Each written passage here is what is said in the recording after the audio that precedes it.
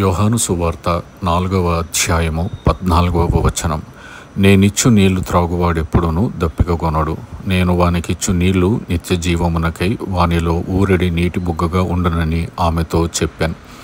మన జీవితంలో మనుషులు ప్రతిరోజు రకరకాల నీళ్లు త్రాగుతూ ఉంటారు. కొందరు బావి నీళ్లు, కొందరు ట్యాప్ నీళ్లు, కొందరు మినరల్ వాటర్ తాగుతూ ఉంటారు. ఇవి ఏవి తాగినా కూడా మరలా మనం దప్పిక కొంటాం. ఇవి మనల్ని నిత్య జీవంలోనికి నడిపించవు. ఏదో ఒక రోజు మనము చనిపోవాల్సిందే. కానీ దేవుడిచ్చే నీళ్లు అనగా దేవుని వాక్యము, ఆ జీవజలము ఎప్పుడైతే మనం త్రాగుతామో అది మనల్ని నిత్య జీవంలోనికి తీసుకొని వెళ్తుంది. కాబట్టి ఏది మనల్ని నిత్య జీవంలోనికి తీసుకువెళ్తుందో దానిని ప్రతిరోజు ప్రతి క్షణము మనము అపేక్షించి చేత తృప్తి పొందుకున్నట్లయితే మనము నిత్య జీవాన్ని పొందుకుంటాం. ఆ కృప దేవుడు దయచేయును.